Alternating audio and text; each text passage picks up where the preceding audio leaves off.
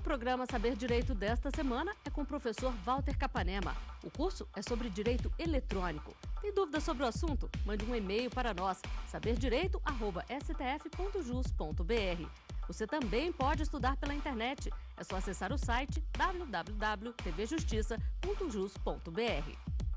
Olá pessoal, tudo bem? Eu sou Walter Capanema, sou professor de Direito Eletrônico. Estamos aqui em mais um Saber Direito pela TV Justiça. O tema do nosso curso será o Marco Civil da Internet. Teremos 5 aulas sobre esse assunto.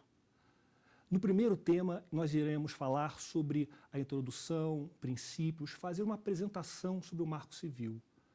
Na segunda aula, vamos falar sobre os direitos e garantias que essa lei traz para a nossa vida. Na terceira aula, vamos falar sobre a neutralidade e a privacidade no ambiente digital. Na quarta aula, falaremos sobre a guarda de registro e na última e derradeira falaremos sobre a responsabilidade civil na internet e a requisição de registros.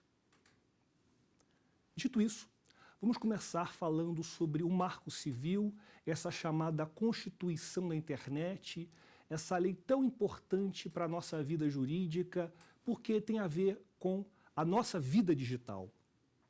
O Marco Civil ele surgiu de um projeto de lei que foi debatido amplamente no meio digital. Ele já nasceu digital, num site colaborativo que permitia às pessoas trazerem suas ideias, suas proposições. As melhores foram reduzidas a termos e apresentadas à Câmara dos Deputados, onde recebeu o número 2126 de 2011. Então, o Marco Civil, até como a sua própria ementa diz, ele estabelece, é uma lei que estabelece princípios, garantias e direitos para os usuários da internet no Brasil. E quando a lei surgiu no nosso país, quando surgiu esse debate sobre o Marco Civil no nosso país, a ideia era tratar tão somente desse assunto. Mas o que aconteceu é que, durante o trâmite do projeto de lei, diversos assuntos surgiram no mundo de muita relevância e que acabaram trazendo a influência para o Marco Civil. O primeiro deles é o famoso caso do Edward Snowden. Então, aquele famoso ex-funcionário da NSA, da agência americana, revelou ao mundo um esquema de espionagem gigantesco e fantasmagórico. O que aconteceu? O Marco Civil teve que se adequar a questões de privacidade que originalmente não estavam previstas, que seriam tratadas em um outro projeto de lei de dados pessoais.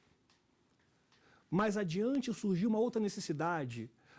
Redes de troca de mensagens, de troca de fotos, começaram a divulgar fotos e vídeos de moças e casais em relações íntimas, em muitos casos com resultados dramáticos, com mortes, suicídios. E o Marco Civil passou a se adequar a uma situação chamada vingança pornô.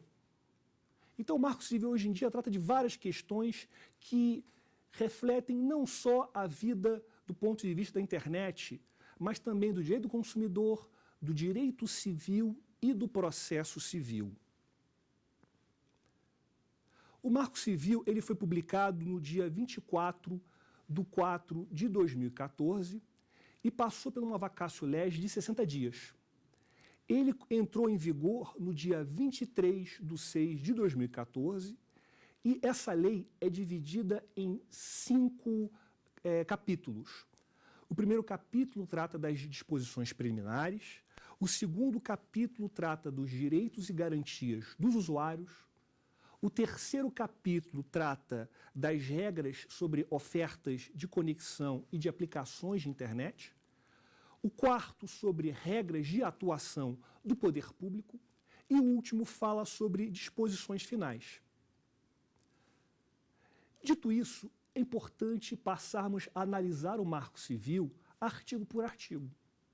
E o grande desafio para um professor falar sobre esse tema é que ele exige, além de alguns conhecimentos sobre tecnologia, que nós vamos conversar ao decorrer do curso, como por parte do professor até uma tarefa exploratória de criar uma doutrina, porque é uma lei realmente muito recente e eu até, humildemente, modestamente, trago aqui algumas proposições e sugestões de interpretação dos seus artigos. Portanto, vamos então começar a analisar a lei a partir do seu artigo 2º. O artigo 2º do Marco Civil, ele trata dos seus fundamentos. E é importante a gente analisar os fundamentos de uma lei pelo seguinte aspecto. O fundamento de uma lei vai servir como um vetor de interpretação. Quando surgir algum problema, se eu aplico ou não o Marco Civil, se esse artigo é não aplicável, eu vou sempre utilizar como um dos fatores de interpretação os fundamentos, os objetivos. Então, muitas vezes, essa parte que às vezes parece puramente declaratória, ou às vezes parece que é para enrolar, não. É uma parte fundamental para a análise da lei. Então, o que acontece? O artigo 2º do Marco Civil, que trata do fundamento, ele diz que o Marco Civil busca principalmente respeitar a liberdade de expressão. Por que a liberdade de expressão? Porque se nós estamos utilizando a internet diariamente para conversar, para mandar mensagem, nós estamos exercendo essa nossa liberdade de expressão, muitas vezes sem pensar, muitas vezes sem raciocinar. E até, de certa forma, a gente enfrenta esse problema porque cada vez mais os dispositivos são fáceis de utilizar. Para você mandar um e-mail hoje em dia a partir de um celular, basta 2 ou 3 cliques. E às vezes você faz esses 2, 3 cliques, mexe com o seu dedo no celular e não pensa na mensagem que você mandou.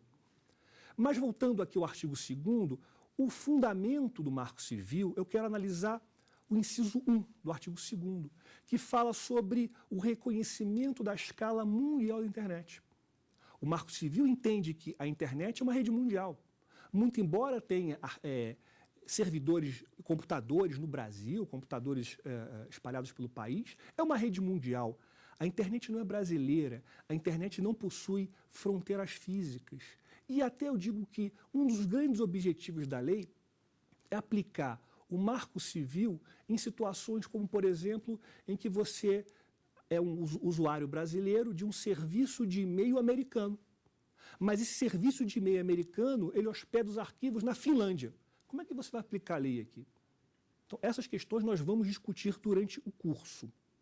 Então, a internet ela é mundial, a internet não tem fronteiras. A internet é praticamente ilimitada. O inciso 2º do artigo 2º diz, como outro fundamento, os direitos humanos. Se a internet ela é mundial, se a internet reúne pessoas e computadores, ela deve respeitar os direitos humanos, deve respeitar a personalidade do ser humano, deve, inclusive, proteger esse direito na grande rede, porque quanto mais você divulga informações na internet, mais você expõe a sua vida na grande rede. E é importante também levar em consideração, ainda sobre o inciso 2, que a internet é um grande meio de exercício da cidadania no meio digital. Há um pouco tempo atrás, diversas revoltas ocorreram nos países árabes, na famosa Primavera Árabe, de pessoas que se manifestavam através de redes sociais, através de e-mail. Então, a internet é uma ferramenta importante para o exercício da cidadania. E eu peço, inclusive, para que você faça uma remissão na sua lei, no seu estudo, para a Lei de Acesso à Informação. A Lei de Acesso à Informação é a Lei 12.527 de 2011. Então, é uma lei que, por exemplo, diz que os órgãos públicos devem divulgar, inclusive nos seus sítios, nos seus sites, informações relevantes, informações que permitam um cidadão fiscalizar e analisar a transparência dos sites e dos serviços públicos como um todo. O inciso 3º do Marco Civil, do artigo 2º, ele fala da pluralidade e a diversidade da internet. A internet mundial, então, ela é plurima. Plurima de cultura, de vários países, de vários grupos, de várias línguas. Plurima, inclusive, de tecnologia. Eu tenho computadores da empresa X, Y, Z, eu posso acessar além do computador, do tablet, eu posso acessar pela geladeira, que hoje em dia existe até geladeira com acesso à internet, eu posso acessar do videogame. Então, a internet ela é plurima, tanto do ponto de vista de pessoas quanto de tecnologia. E o Marco Civil deve proteger essa pluralidade, porque a democracia, como um todo, ela procura sempre preservar a pluralidade, não só a vontade da maioria. O inciso 4 do artigo 2º, ele trata sobre a abertura e a colaboração. A internet, ela é livre. A internet, ela pode ser acessada por todos que têm um computador antigo, que têm um computador novo, que tenham um videogame. Então, ela tem que ser aberta para todos. E o mais importante aqui nesse inciso, que eu chamo a atenção dos senhores, é que a internet ela é um meio colaborativo. Ou seja, a internet ela permite a criação por várias pessoas. Um exemplo clássico é aquela enciclopédia online famosa que permite a criação de verbete por pessoas do mundo inteiro. Inclusive, essas pessoas que criam essa enciclopédia não se conhecem, não sabem nem quem são. Existe, inclusive, a colaboração no mundo digital, no mundo econômico. E qual seria outro exemplo? Existe, hoje em dia, modalidades de negócio que se baseiam no investimento coletivo. Qual seria o exemplo? Pense, por exemplo, num show. Eu quero trazer para o Brasil um cantor estrangeiro que, de repente, não era de muito interesse por todo mundo, pela maioria das pessoas. Eu tenho um grupo. Então, o que acontece? Os próprios fãs, não produtores, não empresas, os próprios fãs, eles reúnem um dinheiro, fazem um investimento coletivo e trazem esse cantor, esse artista.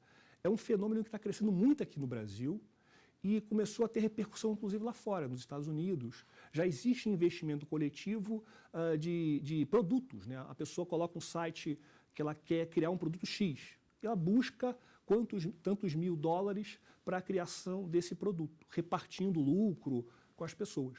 Então, a natureza colaborativa da internet é importante, não só do ponto de vista cultural, como que também do ponto de criação de negócios. Chama atenção também do inciso 5. Outro fundamento importante, o inciso 5, trata da livre iniciativa, livre concorrência e defesa do consumidor.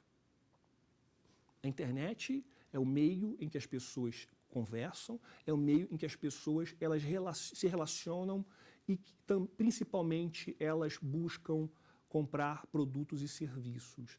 Interessante verificar que a internet passou por uma fase histórica, por 3 momentos muito diferentes, né? A internet surgiu como um experimento militar, passou a ser utilizada do ponto de vista acadêmico, né, para pesquisas, estudos e troca de informações.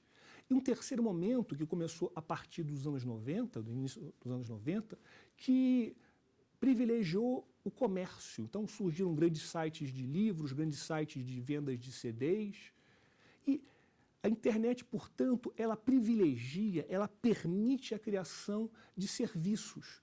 E hoje em dia, por causa disso, existe serviço de tudo. Você contrata pet shop pelo celular, você chama um carro pelo aplicativo de celular, um táxi. Então, as possibilidades são infinitas. Existe clube de compra de cerveja, que você assina e recebe 3 cervejas por mês. Então, as possibilidades são infinitas. Mas se o Marco Civil fala da livre iniciativa e da livre concorrência, a gente acaba remetendo ao artigo 170 caput da Constituição, que ele trata justamente da livre iniciativa, de permitir ao particular, por si só, sem ajuda de ninguém, criar aí seus serviços, suas ideias, seus objetivos pela internet.